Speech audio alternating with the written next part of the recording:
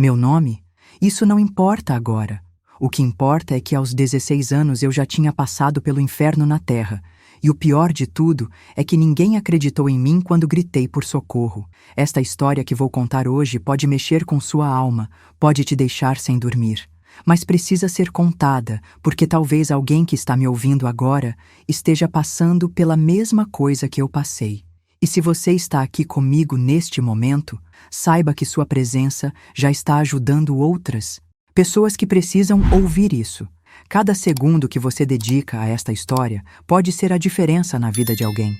Sabe, quando a gente se inscreve aqui no canal, não é só um número que aumenta. É uma família que cresce, é uma rede de pessoas que se importam umas com as outras. E todo mês a gente faz sorteios especiais para quem mais comenta e interage, porque vocês que escrevem, que participam, que dividem suas histórias, são a alma deste lugar. É assim que a gente constrói uma comunidade de verdade, onde ninguém fica sozinho com sua dor. Minha história começa quando eu ainda era uma criança pequeninha, lá no sertão da Paraíba. Meu pai era um homem simples, trabalhador, filho de uma fazendeira que tinha mais dinheiro que coração. Minha avó paterna era uma mulher fria como pedra, dessas que carregam maldade no olhar. Quando meu pai se apaixonou pela minha mãe, que era filha de uma das empregadas da fazenda, a veia foi e jogou ele para fora de casa como se fosse um cachorro sarnento. Disse que não ia aceitar mistura de raça na família dela, que era gente de bem e não podia se sujar com sangue inferior. Meu pai, coitado, era apaixonado demais pela minha mãe para dar ouvidos àquela serpente. Pegou as poucas coisas que tinha e se mandou para a cidade vizinha, a umas 2 horas de viagem, onde conseguiu alugar um quartinho nos fundos de uma casa. Era tudo muito apertado, mas tinha amor de sobra. Minha mãe engravidou de mim logo depois, e por um tempo, a gente foi feliz do nosso jeitinho simples. Mas a felicidade nunca dura muito para quem nasce pobre, né, meu filho? Quando eu ainda estava na barriga da minha mãe, meu pai perdeu o emprego na fábrica de tecidos onde trabalhava. Nunca soubemos ao certo o porquê, mas meu pai sempre suspeitou que tinha dedo da minha avó nisso. Aquela mulher tinha contatos em todo canto e quando queria destruir alguém, ela conseguia. O que mais me arrepiava era quando meu pai contava sobre a infância dele naquela fazenda maldita. Dizia que tinha um galpão enorme, todo pintado de preto, onde minha avó se trancava com um monte de gente estranha em certas épocas do ano. Levavam animais para dentro e eles nunca mais saíam.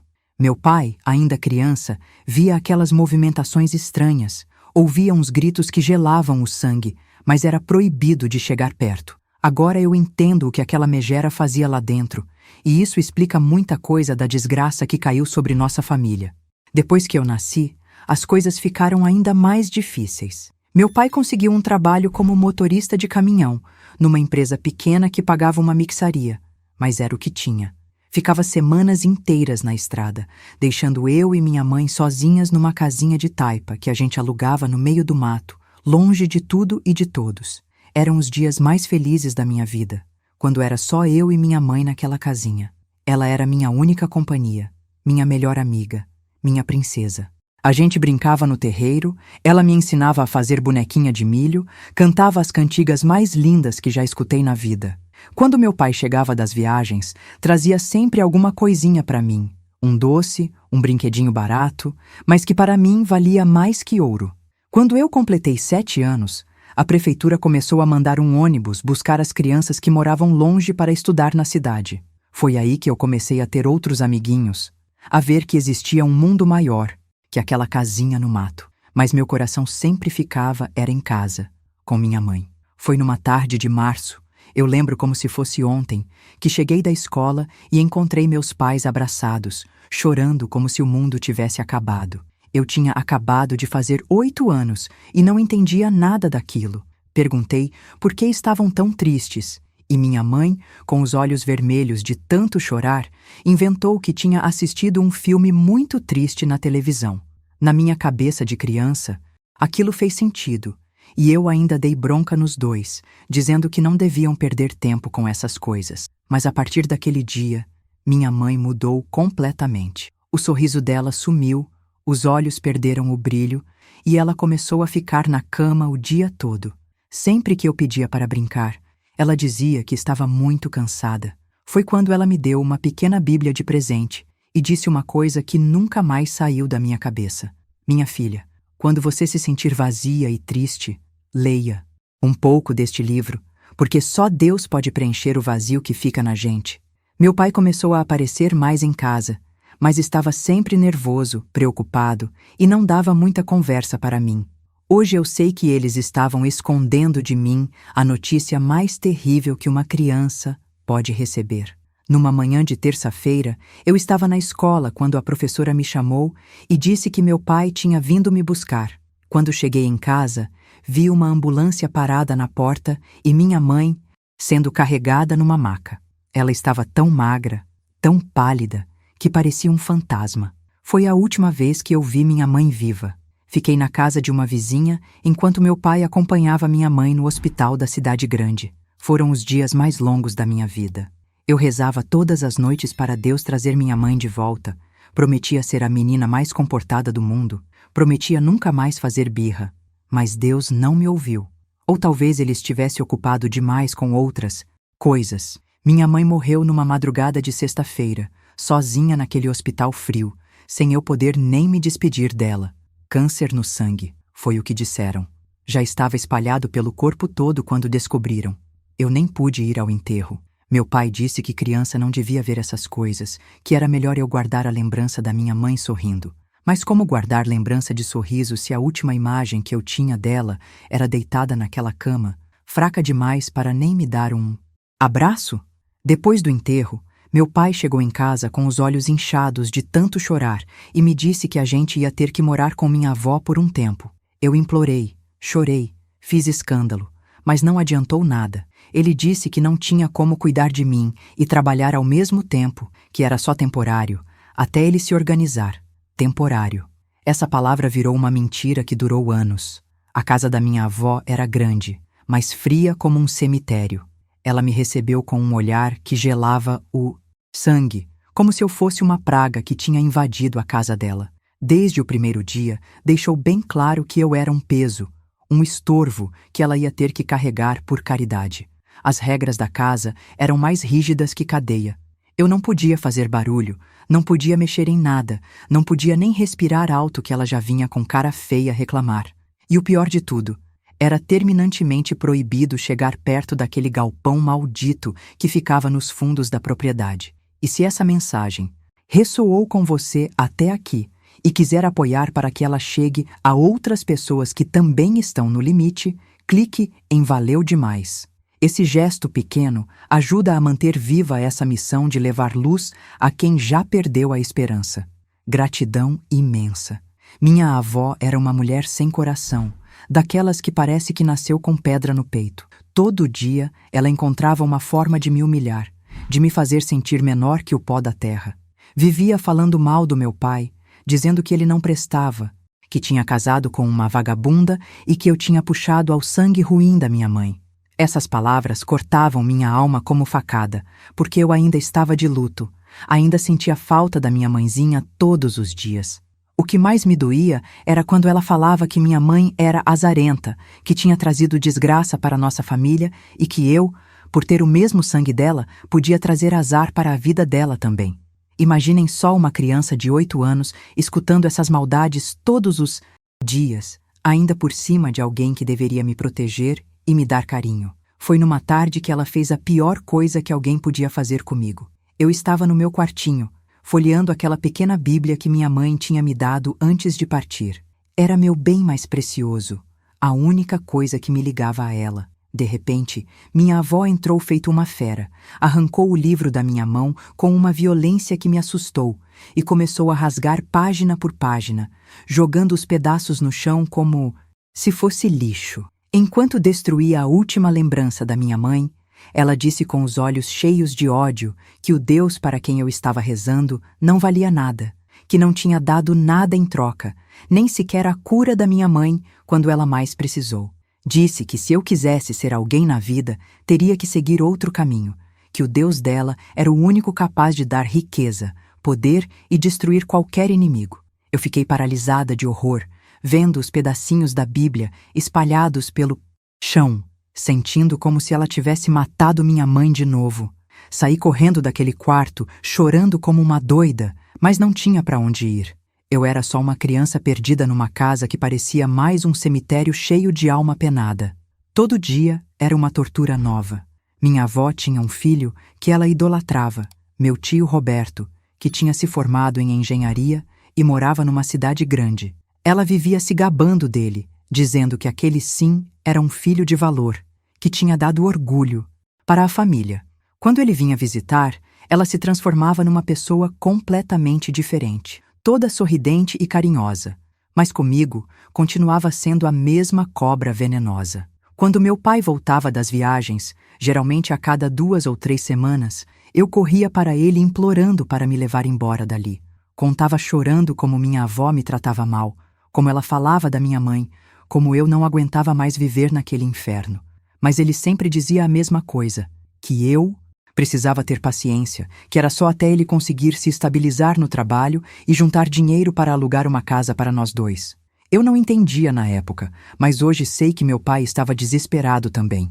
O salário de motorista mal dava para pagar as despesas dele na estrada, quanto mais para sustentar uma casa e pagar alguém para cuidar de mim. Ele estava preso naquela situação tanto quanto eu. Os anos foram passando e eu fui crescendo naquela casa maldita, respirando aquela energia pesada todos os dias. Minha avó nunca perdeu uma oportunidade de me fazer sentir indesejada, de me lembrar que eu estava ali por caridade, que se dependesse dela eu estaria na rua como uma mendiga. Quando eu completei 11 anos, uma coisa estranha aconteceu. Meu tio Roberto apareceu numa tarde, todo animado, dizendo que tinha uma proposta irrecusável para meu pai. Ele tinha conseguido um emprego para meu pai numa empresa grande de São Paulo, onde ganharia muito melhor e teria condições de me dar uma vida digna. Meu pai ficou radiante com a notícia. Disse que finalmente a gente poderia sair daquele buraco e recomeçar a vida numa cidade grande, onde eu teria oportunidades melhores de estudo e crescimento. Eu estava tão feliz que até consegui esquecer por alguns momentos todo o sofrimento que tinha passado naquela casa. Meu tio Roberto se ofereceu para nos hospedar em São Paulo até meu pai se estabilizar no emprego e conseguir alugar uma casa própria. Ele era casado com uma mulher chamada Fernanda e tinha um filho de 15 anos chamado André.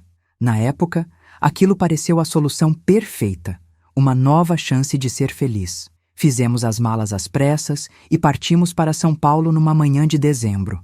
Eu estava com 11 anos, cheia de sonhos e expectativas, achando que finalmente ia deixar todo aquele sofrimento para trás. Como eu estava enganada. Se eu soubesse o que me esperava naquela cidade grande, teria preferido ficar para sempre na casa da minha avó. A viagem durou o dia todo, e quando chegamos na capital, eu fiquei deslumbrada com tanta coisa diferente. Prédios enormes, carros para todo lado, gente andando apressada nas ruas. Era um mundo completamente novo para uma menina que tinha crescido no interior. A casa do meu tio Roberto era bonita, grande, num bairro arrumado. Ele nos recebeu com muito carinho, me mostrou o quarto que seria meu, e disse que ali eu seria tratada como filha. Meu coração se encheu de esperança. Finalmente eu teria uma família de verdade, pessoas que me dariam amor e carinho. Mas as primeiras impressões enganam, né, meu filho? Minha tia Fernanda me cumprimentou com frieza e meu primo André mal olhou na minha cara. Já no primeiro dia, senti que alguma coisa não estava certa naquela casa. Mas meu pai estava tão animado com o trabalho novo que eu não quis estragar a alegria dele. Os primeiros dias foram até que tranquilos. Meu tio Roberto realmente se mostrou carinhoso comigo. Me levou para conhecer a escola onde eu ia estudar. Me comprou material escolar e algumas roupas novas. Ele trabalhava como engenheiro numa construtora grande e tinha uma clínica de fisioterapia própria também. Então ganhava bem e vivia uma vida confortável. 2 semanas depois da nossa chegada, meu pai começou a trabalhar na empresa nova. E aí começou a se repetir o mesmo padrão de antes. Ele ficava semanas inteiras viajando, me deixando completamente sozinha naquela casa com pessoas que eu mal conhecia. Foi quando a máscara começou a cair. Quando meu tio Roberto não estava em casa, minha tia Fernanda mostrava quem ela realmente era. Ela me tratava como se eu fosse uma empregada, me dava ordens o tempo todo, reclamava de tudo que eu fazia. Dizia que eu era um peso na casa dela, que ela não tinha pedido para cuidar de criança alheia, que eu deveria ficar sempre no meu quarto para não atrapalhar a rotina da família. Meu primo André era ainda pior. Desde o início, ele me olhava de um jeito estranho, com uns olhos que me davam calafrios. Eu tinha acabado de fazer 12 anos e ainda era uma criança inocente, mas alguma coisa dentro de mim sentia que aquele rapaz não era confiável. O banheiro que eu usava e o quarto onde eu dormia não tinham chave, e isso se tornou um problema muito sério. Toda vez que eu estava tomando banho, André aparecia do nada, sempre com a desculpa de que precisava lavar as mãos ou pegar alguma coisa. Mas ele ficava lá parado, me olhando de um jeito que me deixava com vergonha e medo ao mesmo tempo. Eu comecei a evitar tomar banho quando ele estava em casa, esperava ele sair para a faculdade ou para a academia onde ele malhava. Mas nem sempre dava certo, e eu me sentia cada vez mais desconfortável naquela situação. Você que está me ouvindo agora, se está passando por alguma coisa parecida, se alguém está fazendo você se sentir desconfortável, não fique calada como eu fiquei. Procure ajuda, conte para alguém de confiança, porque o silêncio só protege quem está fazendo o mal. E se essa história está tocando seu coração de alguma forma, saiba que compartilhar, se inscrever neste canal, comentar e interagir faz com que mais pessoas tenham acesso a esses relatos que podem salvar vidas. Cada gesto seu aqui multiplica a possibilidade de alguém encontrar força para falar sobre o que está sofrendo. Com o passar dos meses, o comportamento de André foi ficando cada vez mais ousado. Ele não disfarçava, mas o jeito que me olhava, principalmente quando eu comecei a desenvolver o corpo de adolescente. Aos 13 anos, meus seios começaram a nascer e meu corpo estava mudando, mas eu só tinha roupas infantis para vestir. Todas as minhas camisetas eram de malha fina e eu não tinha sutiã. Sempre colocava 2 blusas para tentar me cobrir melhor, mas isso não adiantava muito. Toda vez que meu pai aparecia em casa, eu pedia para ele me comprar roupas adequadas para a minha idade, mas ele sempre dizia a mesma coisa. Da próxima vez que eu voltar da viagem, a gente vai no shopping. Essa próxima vez nunca chegava. André não perdia uma oportunidade de ficar me encarando, principalmente na hora das refeições, quando eu era obrigada a estar presente. Por causa disso, eu passava a maior parte do tempo trancada no meu quarto, só saindo para ir à escola e para comer. Foi numa manhã de terça-feira que tudo começou a ficar ainda mais perigoso. Eu estava me vestindo para ir à escola, quando André entrou no meu quarto sem bater na porta. Eu estava sem blusa.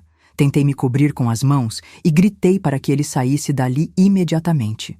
Meu tio Roberto, que por sorte estava em casa naquela manhã, ouviu meu grito e apareceu no quarto perguntando o que tinha acontecido. Mesmo morrendo de vergonha, eu contei que André tinha entrado enquanto eu estava trocando de roupa. Meu tio pediu desculpas pelo filho e saiu do quarto. Alguns minutos depois, escutei meu tio brigando com André no corredor, dizendo que eu ainda era uma criança e que por causa daquele atrevimento ele ficaria de castigo por 15 dias. Mesmo sabendo que eu não tinha feito nada de errado, me senti péssima por ter causado aquela confusão. Quando voltei da escola naquela tarde, minha tia Fernanda me deu a maior bronca da minha vida. Disse que o que eu tinha inventado sobre o filho dela tinha sido muito feio, que eu era uma menina mal educada e mentirosa. Ameaçou que se eu fizesse isso de novo, ela falaria com meu tio para nos colocar para fora da casa. Ela tinha uma adoração doentia pelo André. Mesmo ele tendo 15 anos, ela ainda levava café da manhã na cama para ele, lavava suas roupas íntimas e o tratava como se fosse um príncipe. Se eu tivesse mais idade e experiência, teria respondido à altura, mas eu tinha apenas 13 anos e não soube como me defender. Só pedi desculpas e fui direto para o meu quarto. Naquela mesma tarde, André entrou no meu quarto com um sorriso cínico no rosto e disse que eu pagaria caro por ter feito fofoca com o pai dele. Eu, inocentemente, pedi desculpas e expliquei que estava incomodada com o fato dele entrar no banheiro e no quarto sem avisar antes. Foi quando ele me olhou com um olhar que nunca vou esquecer, cheio de maldade e desejo, e disse uma coisa que gelou meu sangue. Você é só uma hóspede aqui, e o mínimo que pode fazer para pagar a despesa que está dando para minha família é mostrar seu corpo. Fiquei apavorada com aquelas palavras. Juro que fiquei até com medo dele fazer alguma coisa comigo ali mesmo, mas ele saiu rindo, como se tivesse feito uma brincadeira. Passei o resto da tarde refletindo sobre continuar morando naquela casa. Cheguei à conclusão de que talvez tivesse sido melhor ter ficado com minha avó, por mais ruim que ela fosse. Quando meu pai chegou da viagem alguns dias depois, eu não tive coragem de contar sobre André, mas pedi para ele me levar de volta, para o interior. Ele me abraçou e chorou, dizendo que infelizmente não podia fazer isso porque minha avó não me queria por perto. Disse que eu precisava aguentar só mais alguns meses, até ele conseguir juntar dinheiro suficiente para alugar uma casa para nós dois. Ele parecia tão sincero, tão desesperado, que eu concordei em ficar. Cheguei a pensar em contar sobre André naquele momento, mas sabia que ele provavelmente comentaria com meu tio, e no final das contas, a prejudicada seria eu, já que nem ele nem meu tio passavam o dia naquela casa para me proteger. Depois daquele dia em que contei para meu tio sobre André ter entrado no meu quarto, minha tia passou a me ignorar completamente. Não me dirigia mais a palavra, me servia a comida com cara de nojo, como se eu fosse um animal que ela era obrigada a alimentar. André, por outro lado, ficou cada dia mais obcecado comigo. Todas as tardes, depois do almoço, ele entrava no meu quarto, se sentava numa poltrona que tinha lá e ficava me olhando em silêncio, como um predador estudando sua presa. Por causa disso, comecei a passar as tardes fora de casa, sentada numa praça perto da escola, só voltando quando meu tio chegava do trabalho. Minha vida ganhou um pouco de sentido quando uma garota chamada Beatriz se transferiu para minha escola. Logo nos tornamos amigas. Ela tinha 17 anos, 2 a mais que eu, e também estava atrasada nos estudos por causa de problemas familiares. Como eu não podia levar ninguém para casa, quase todos os dias eu ia para a casa dela depois da aula, só voltando para casa por volta das 6 da tarde. Beatriz se tornou meu refúgio, minha válvula de escape. Na casa dela, eu conseguia esquecer por algumas horas todo o sofrimento que vivia naquela casa maldita. A mãe dela era uma mulher carinhosa que sempre me recebia bem, me oferecia lanche e me tratava como se fosse da família. E se essa mensagem tocou você de forma verdadeira, lembre-se, apoiar essa missão também é um gesto de amor. Se sentir no coração, clique em Valeu demais, para que mais pessoas recebam palavras que salvam, acolhem e despertam. Foi numa quinta-feira de novembro que tudo mudou para sempre. Beatriz não pôde ficar comigo depois da aula, porque tinha que acompanhar a mãe numa consulta médica. Foi nesse dia maldito que minha vida se transformou num pesadelo do qual eu nunca mais consegui acordar completamente. Quando cheguei em casa mais cedo que o normal, não tinha ninguém. Minha tia estava na praça vendendo doces para arrecadar dinheiro para uma casa de repouso onde ela fazia trabalho voluntário. André também não estava. Deduzi que tinha ido para a da academia, como sempre fazia naquele horário. Aproveitei a ausência dele e corri para tomar banho. Estava há 2 dias evitando banhar por causa da presença dele em casa, mas quando ainda estava debaixo do chuveiro, ouvi a voz de André procurando pela mãe. Naquele momento, meu coração quase saiu pela boca. Saí às pressas do chuveiro e me vesti ainda molhada, com as mãos tremendo de nervoso. Quando saí do banheiro, me deparei com ele parado bem na minha frente, bloqueando minha passagem. Ele me olhou de cima a baixo com aqueles olhos nojentos e disse que eu estava muito bonita. Perguntou se eu já tinha beijado alguém. Fiquei completamente constrangida e disse que não pensava naquelas coisas. Estava apavorada e pedi para que ele saísse da minha frente, mas ele não obedeceu. Pelo contrário, se aproximou ainda mais de mim, me encostou contra a parede do corredor e... Não, eu não vou contar os detalhes sórdidos do que aconteceu. Essas lembranças me cortam a alma como navalha, me fazem reviver a dor mais profunda que já senti na vida. Não sei quanto tempo durou aquele horror, talvez 15, 20 minutos. Pareceu uma eternidade. Eu queria desaparecer, sumir da face da terra, morrer naquele mesmo instante. Quando terminou, ele se vestiu como se nada tivesse acontecido e ainda teve a audácia de me ameaçar, dizendo que se eu contasse para alguém, ele negaria tudo, porque não havia provas. Eu tinha 14 anos, era ingênua e burra demais para saber que meu próprio corpo já seria prova suficiente, que eu poderia ter ido à polícia naquele mesmo dia e denunciado aquele monstro. Mas quem me explicaria isso? Quem me orientaria? Eu estava completamente sozinha naquele inferno. Ele saiu de casa como se tivesse simplesmente tomado um copo d'água. Eu fiquei trancada no meu quarto, chorando até não ter mais lágrimas para derramar. Me sentia suja, violada, destruída por completo. Naquela noite, não saí do quarto nem para jantar. Minha tia bateu na porta perguntando se eu estava doente, mas eu disse que estava com dor de cabeça e não queria comer. Chorei a noite toda, me sentindo como um lixo, como se eu tivesse culpa do que aconteceu. No dia seguinte, tive que criar forças para ir à escola, porque se ficasse em casa, ele poderia me procurar novamente. Beatriz não foi à escola porque estava doente, então não tive nem com quem desabafar. Consegui aguentar as aulas da manhã, mas à tarde não consegui mais me concentrar em nada. Voltei para casa mais cedo, torcendo para que minha tia estivesse lá. E estava, graças a Deus. Fui direto para o meu quarto fazer os deveres, mas minha sensação de segurança durou pouco. Aquele demônio logo foi atrás de mim. Entrou no meu quarto como se fosse o dono do mundo. E quando eu ordenei que saísse, ameacei gritar se ele encostasse em mim, ele riu na minha cara e disse que eu não deveria ousar usar aquele tom com ele, porque na ausência do pai, era ele quem mandava naquela casa. Foi quando ele tirou uma faca pequena do bolso e pressionou contra meu braço, fazendo um cortezinho que sangrou. Disse que se eu falasse sobre o que acontecia entre nós, as coisas não iam ficar nada legais para mim. Conseguiu plantar tanto terror na minha cabeça que eu fiquei ainda mais apavorada do que já estava. A partir daquele dia, virei refém do meu próprio medo. Não ficava mais em casa com receio dele me procurar novamente. Passava todas as tardes na casa de Beatriz, chegando em casa só quando tinha certeza de que meu tio já tinha voltado do trabalho. Eu tinha muita vergonha de me abrir com Beatriz sobre o que estava acontecendo. Como é que eu ia explicar uma coisa daquelas? Como é que eu ia encontrar palavras para descrever aquele horror? Além disso, eu tinha medo de que ela me julgasse, que pensasse que eu tinha provocado de alguma forma. Mas aquele canalha era mais esperto do que eu imaginava. Numa noite durante o jantar, ele conseguiu fazer a cabeça do meu tio e do meu pai, que por coincidência estava em casa naquela semana. Alegou que uma jovem bonita como eu não podia ficar chegando em casa à noite, inventou que tinha me visto conversando com um rapaz na rua e que se meu tio não tomasse uma providência, eu podia aparecer grávida a qualquer momento. Meu pai ficou desesperado com essa possibilidade e disse que de jeito nenhum me queria fora de casa depois da escola.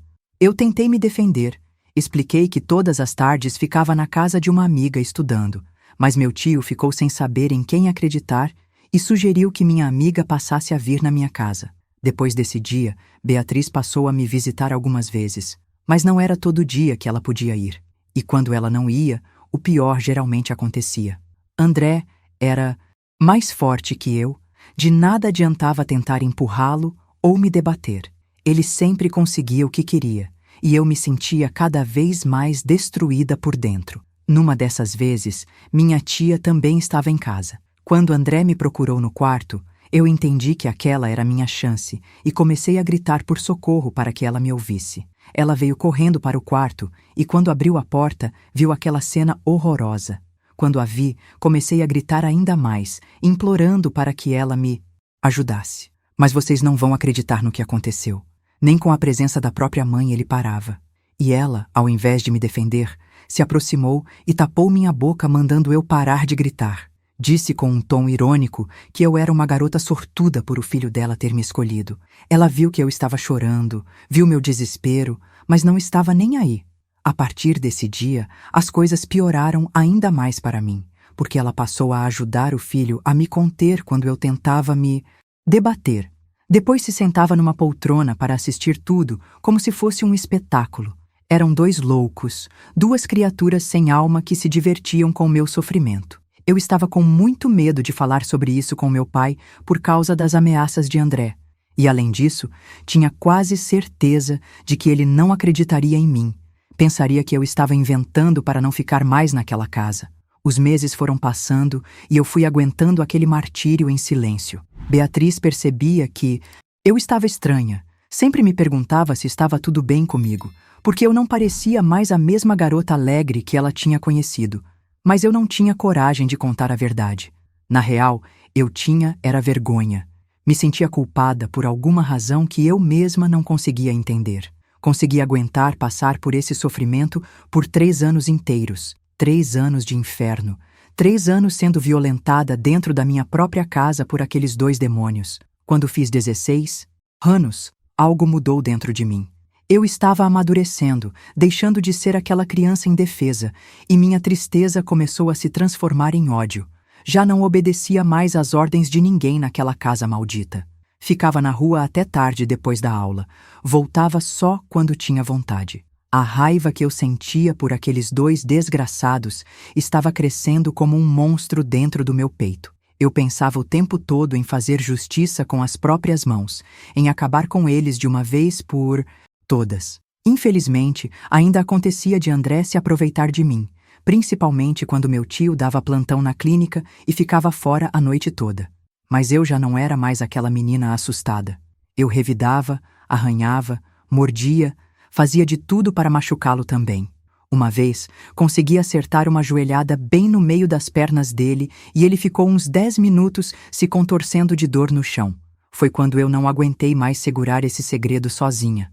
Num dia que Beatriz percebeu que eu estava particularmente abalada, ela me apertou tanto que eu acabei contando tudo.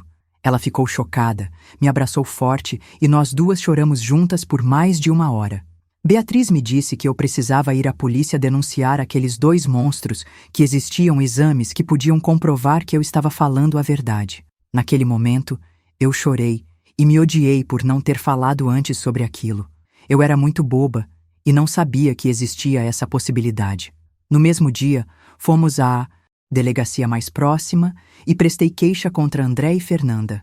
Um dos investigadores, que vou chamar de Dr. Henrique, ficou abismado com a minha história e me encaminhou para fazer exames médicos que pudessem comprovar os abusos. Foi constrangedor demais passar por aqueles exames. Eu chorava o tempo todo, me sentindo violentada de novo. A médica que me examinou disse que, infelizmente, não conseguiu encontrar indícios que provassem os abusos, porque só daria para perceber se tivesse acontecido há poucas horas. E ainda disse, com um tom irônico, que caso eu estivesse mentindo, as coisas poderiam ficar feias para mim.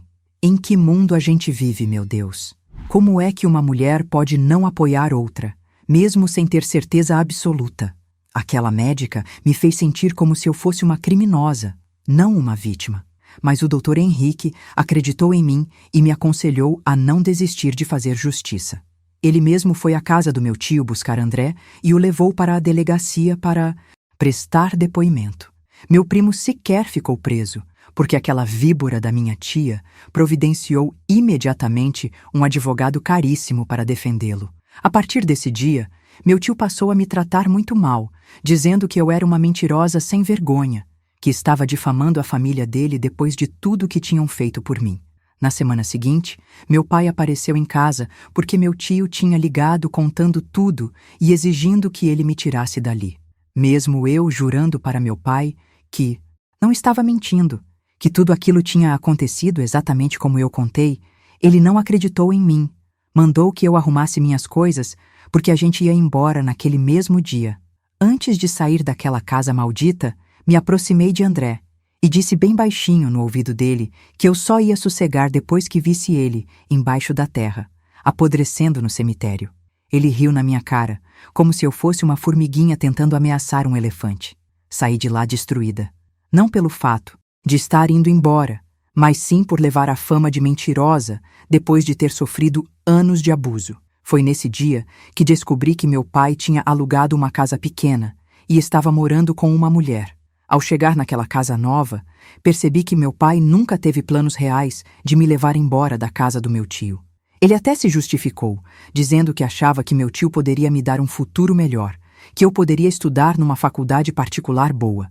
Fiquei ainda mais triste porque fui enganada por ele também. A companheira do meu pai nessa época estava grávida.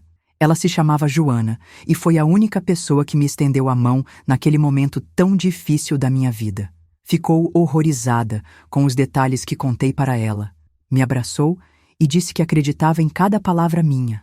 Com o passar dos dias, fui me afogando num mundo de tristezas profundas. As recordações de ter sido violentada por aquele monstro martelavam na minha mente dia e noite, e eu comecei a adoecer fisicamente. Não conseguia dormir, perdi completamente o apetite, emagreci uns 10 quilos em poucas semanas. O ódio que sentia por André aumentava cada dia mais, e eu passei a me machucar porque descobri que isso me trazia um pouco de alívio para a dor emocional.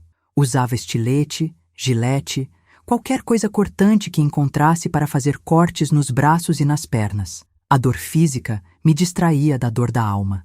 Certa vez, Joana entrou no meu quarto, justamente na hora em que eu estava com uma lâmina na mão, e ao ver os cortes nos meus braços, entrou em desespero. Implorei para que ela não contasse ao meu pai, mas não adiantou.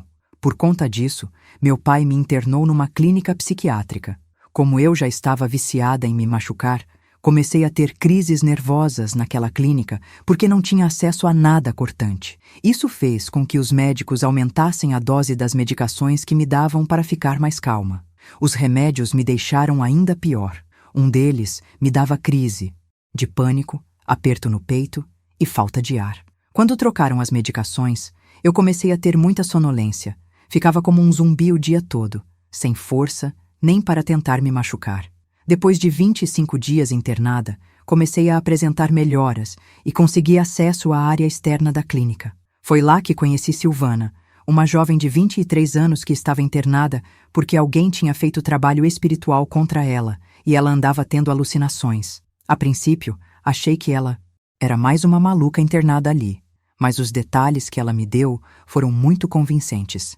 Ela disse que a pessoa que tinha feito aquilo ia receber o troco em dobro e pagar com a própria vida. Pegamos uma amizade boa, e ela me contou que trabalhava como acompanhante de luxo e tinha se envolvido emocionalmente com um cliente casado. Foi a esposa dele que mandou fazer o trabalho espiritual contra ela. Silvana me contou que só não estava numa situação pior porque desconfiou do que estava acontecendo e procurou ajuda espiritual com uma feiticeira poderosa. Durante minha estadia naquela clínica, me mantive próxima dela porque eu precisava entender como aquilo funcionava. As explicações dela sobre trabalhos espirituais, sobre como se vingar de quem fez mal para a gente, não me assustaram nem um pouco. Pelo contrário, naquelas palavras, eu encontrei a esperança que precisava para seguir em frente. Fiquei internada ali por exatamente 40 dias. Vou contar agora uma coisa, da qual não me orgulho nada. Algo que me envergonha profundamente, mas que preciso desabafar com vocês. Hoje eu tento apagar todo esse passado, mas é difícil esquecer as coisas que tive que fazer para conseguir dinheiro suficiente para acabar com o André. Ao sair da clínica, eu estava motivada a destruir a vida daquele desgraçado e disposta a tudo para conseguir meu objetivo. Nem o nascimento da minha irmãzinha conseguiu me comover. Os únicos sentimentos que preenchiam meus dias eram o rancor e o ódio mais profundo que alguém pode sentir. Procurei a mulher que agenciava Silvana e disse que queria trabalhar para ela. O nome dela era Vera. A princípio, ela se recusou, alegando que eu era muito nova, que nem 17 anos eu tinha ainda. Mas ao repensar, viu que isso poderia render um bom lucro para ela. Conversamos sobre as condições e eu topei tudo. Essa era a forma mais rápida de conseguir a quantia necessária para contratar alguém que pudesse acabar com aquele canalha. Já que eu não tinha provas do que ele fez comigo, e mesmo que tivesse, o pai dele tinha dinheiro suficiente para contratar os melhores advogados, no máximo ele se salvaria pagando uma fiança.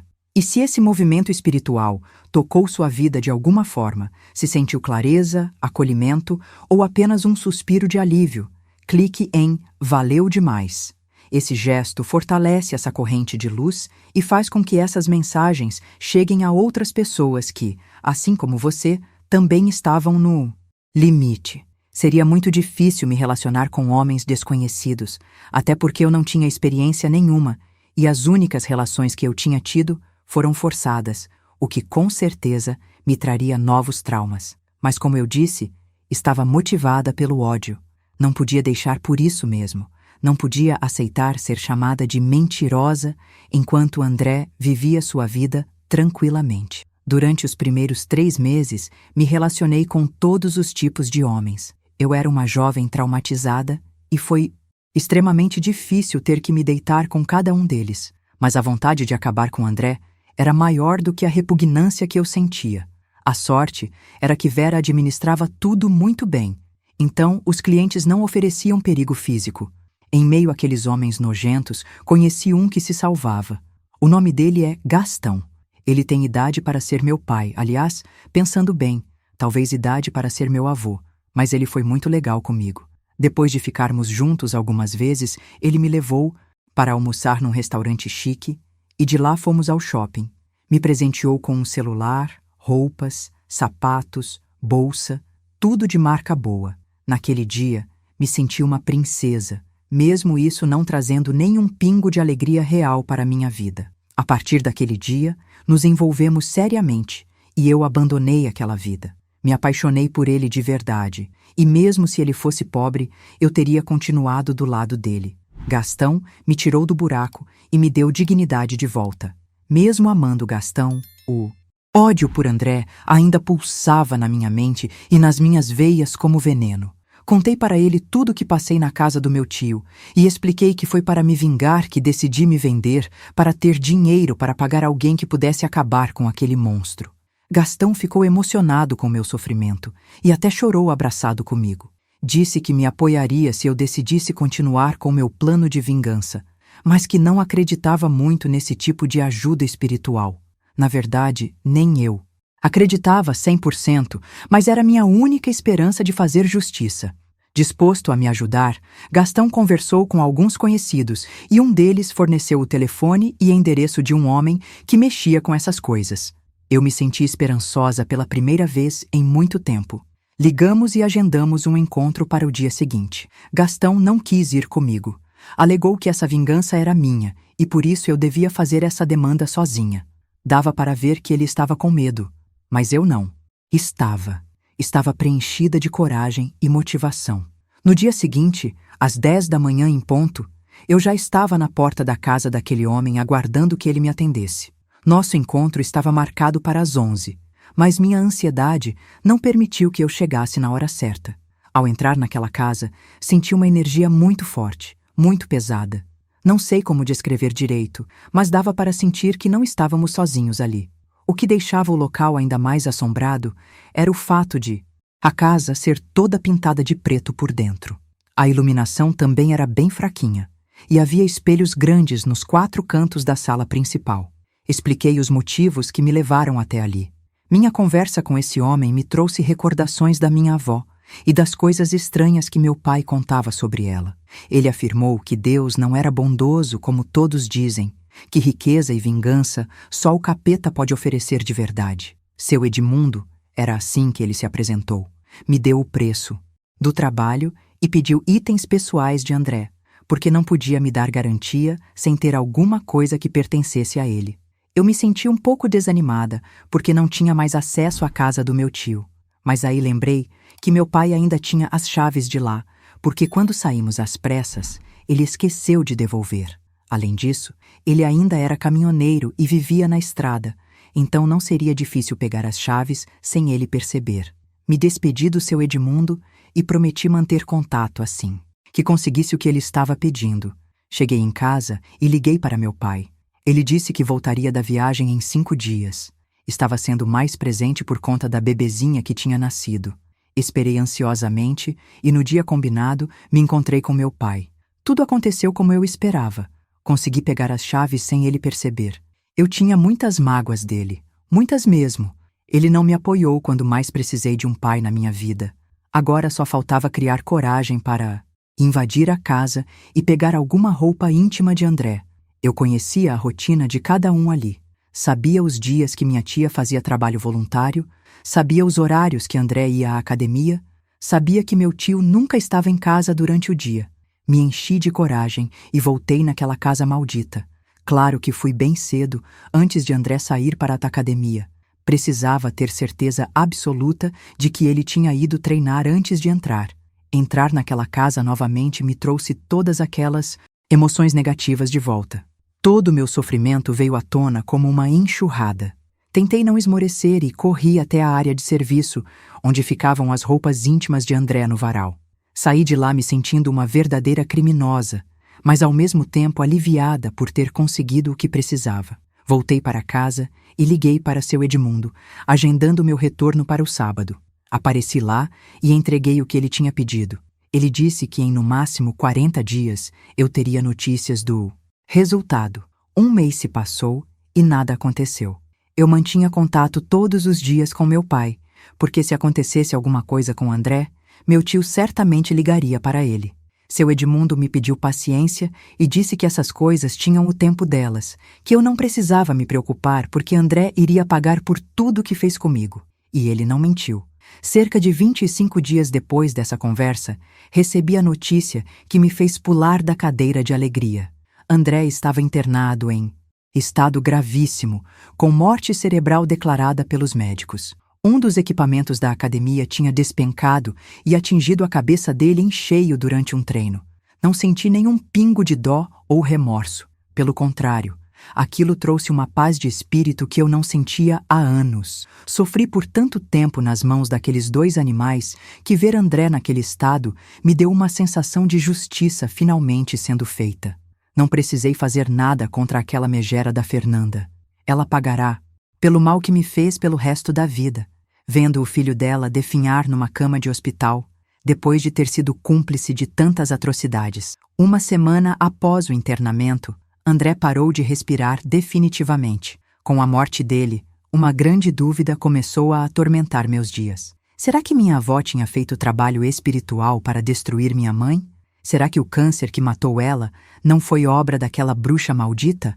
Eu nunca vou saber a resposta para essas perguntas, mas sempre me questiono sobre isso. Já se passaram alguns anos desde tudo isso aconteceu.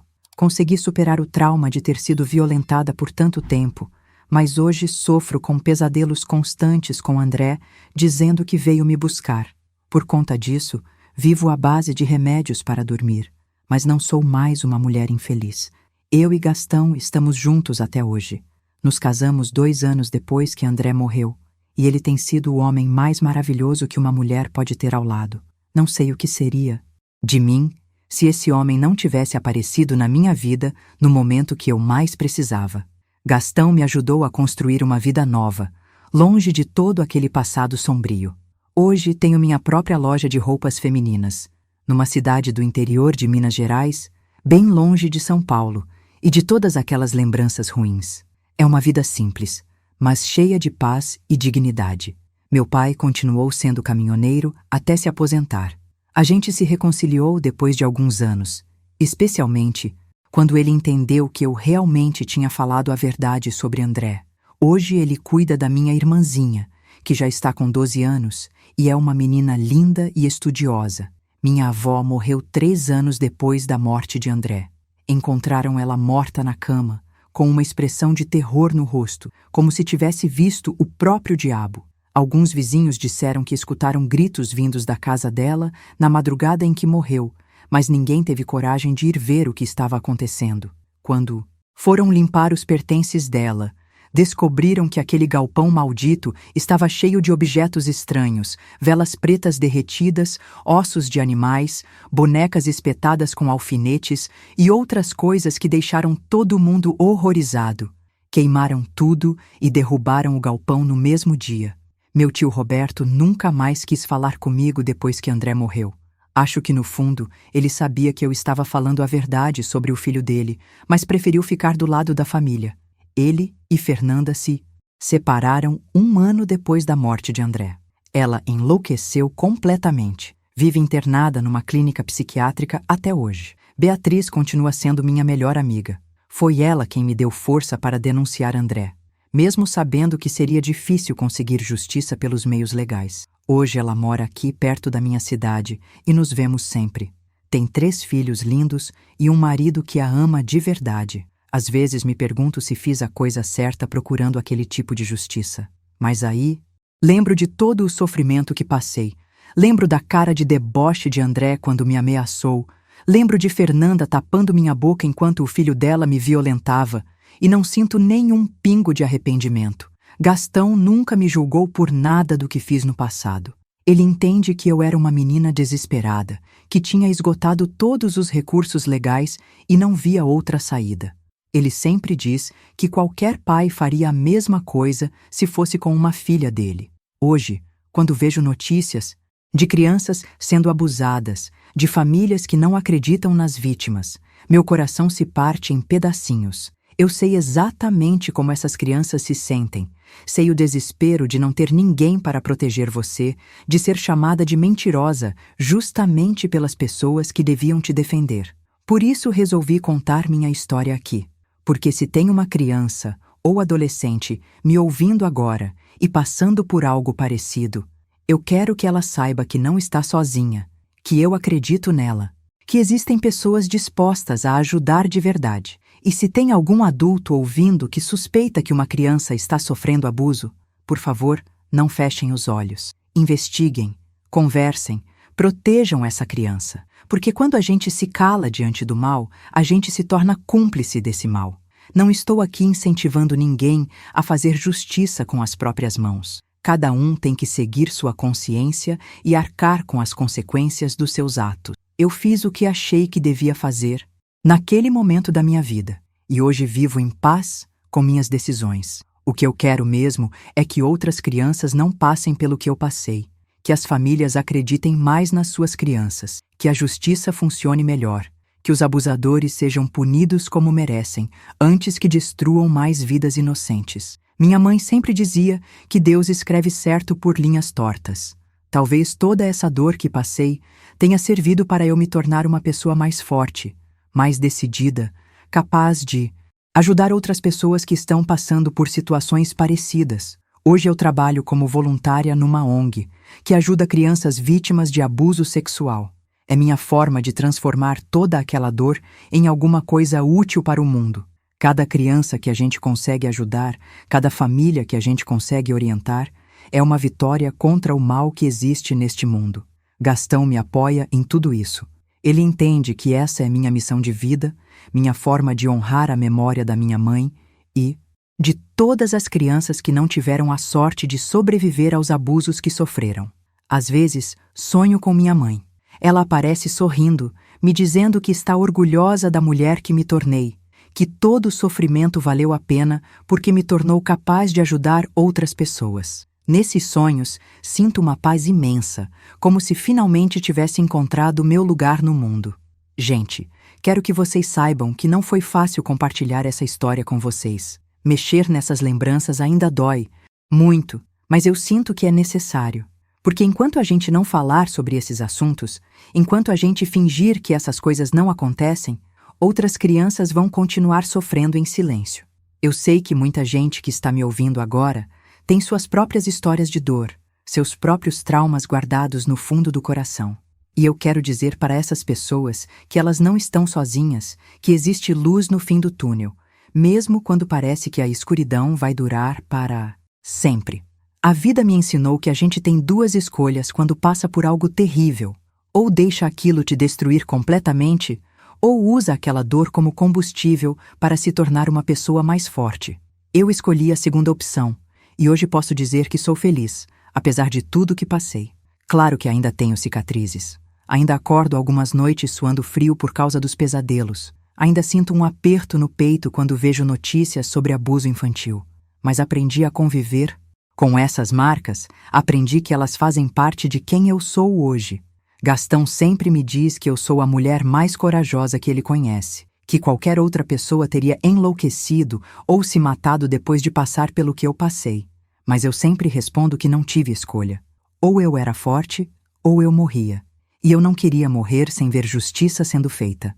Hoje entendo que existem várias formas de justiça. A justiça dos homens, que muitas vezes falha, como aconteceu comigo. E a justiça divina, que pode demorar, mas sempre chega. André pagou pelo que fez. Fernanda também está pagando. E minha avó... Bem, acho que vocês já entenderam o que aconteceu com ela. Não estou dizendo que todo mundo deve seguir o caminho que eu segui. Cada pessoa tem que fazer suas próprias escolhas e arcar com as consequências. Mas estou dizendo que quando a gente não tem mais opções, quando esgotamos todos os recursos legais, às vezes o universo conspira a nosso favor, de formas que a gente nem imagina. O importante é nunca desistir de buscar justiça, nunca aceitar ser vítima para sempre. A gente pode ser vítima por um tempo, mas não precisa carregar essa identidade para o resto da vida. Podemos nos transformar em sobreviventes, em guerreiras, em pessoas que usam sua experiência para ajudar outras. Minha loja de roupas não é só um negócio para mim. É meu refúgio, meu lugar de paz. Todas as clientes que entram lá são recebidas com carinho, especialmente as mais jovens. Às vezes percebo uma menina com um olhar triste, meio assustada, e sempre arranjo uma forma de conversar com ela em particular. Já consegui ajudar várias garotas que estavam passando por situações de abuso. Uma delas era vizinha da loja e tinha apenas 10 anos. Percebi que ela tinha medo do padrasto, que sempre aparecia para buscá-la na escola com um jeito muito estranho. Conversei com ela, ganhei sua confiança e ela me contou que ele estava fazendo coisas feias com ela. Dessa vez, não hesitei nem um segundo. Fui direto na polícia com ela, conversei com a mãe, acompanhei todo o processo. O desgraçado foi preso e condenado a 15 anos de prisão. A menina hoje está numa família adotiva maravilhosa e volta sempre na loja para me visitar. Essa é minha vingança contra todos os Andrés do mundo. Impedir que eles façam outras vítimas, dar voz para quem não consegue falar sozinha, ser a proteção que eu não tive quando mais precisava. Gastão às vezes brinca dizendo que sou uma espécie de anjo da guarda das crianças da nossa cidade. E talvez ele esteja certo. Talvez esse seja realmente meu propósito aqui na Terra. Usar minha dor para curar a dor de outras pessoas. Vocês que estão me ouvindo agora, saibam que fazem parte dessa missão também. Cada um que compartilha essa história, que comenta, que interage, está ajudando a levar essa mensagem para mais longe.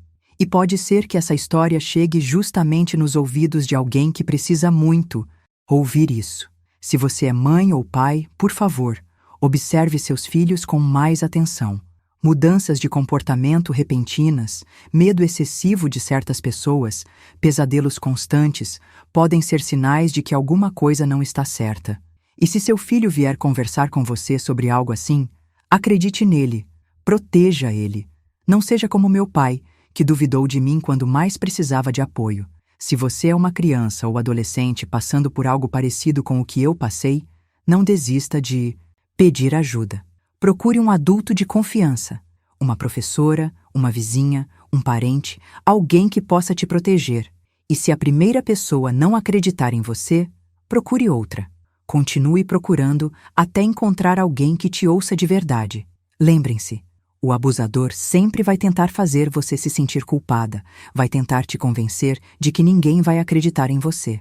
Mas isso é mentira. Existem pessoas boas neste mundo, pessoas dispostas a te ajudar. Vocês só precisam ter coragem de falar. E para aqueles que já são adultos e carregam traumas de infância, saibam que nunca é tarde para buscar ajuda. Terapia, grupos de apoio, trabalho voluntário, existem várias formas de transformar a dor em força. Vocês não precisam carregar esse peso sozinhos para sempre. Hoje, aos 32 anos, posso dizer que sou uma mulher realizada. Tenho um casamento feliz, um negócio próspero, uma vida cheia de propósito. E o mais importante, tenho paz interior. Paz de quem fez. Justiça, de quem transformou trauma em missão de vida. Claro que ainda penso no que poderia ter sido diferente. Se minha mãe não tivesse morrido, se minha avó tivesse me tratado com carinho, se meu pai tivesse acreditado em mim desde o início, mas aprendi que não adianta viver de si. A vida é feita das escolhas que fazemos com as cartas que recebemos, e eu fiz as melhores escolhas que pude com as cartas que tinha na mão. Não me arrependo de nada. Cada decisão que tomei me trouxe até onde estou hoje, e eu gosto de quem me tornei. Quero encerrar essa história agradecendo a cada um de vocês que teve paciência para me ouvir até aqui. Sei que não foi fácil acompanhar essa jornada, que muitas partes devem ter mexido com vocês também. Mas espero que tenham encontrado aqui alguma coisa útil, alguma força, alguma inspiração para suas próprias batalhas. Se vocês se sentiram tocados por essa história, se ela fez diferença na vida de vocês de alguma forma, não esqueçam de se inscrever neste canal, de compartilhar com pessoas que possam precisar ouvir isso também. Vocês não imaginam quantas vidas podem ser transformadas por uma história como essa. E contem suas próprias histórias aqui nos comentários. Não precisam dar detalhes se não quiserem, mas dividam suas experiências, suas superações, suas vitórias, porque quando a gente compartilha nossa luz, ela se multiplica e ilumina o caminho de outras pessoas também. Muito obrigada por me ouvirem com o coração. Muito obrigada por fazerem parte dessa família linda que se formou aqui. E lembrem-se sempre, vocês são mais fortes do que imaginam, mais corajosos do que acreditam, e merecem toda a felicidade do mundo. Um beijo imenso no coração de cada um. E até a próxima história, meus amores. Que Deus abençoe vocês e suas famílias sempre.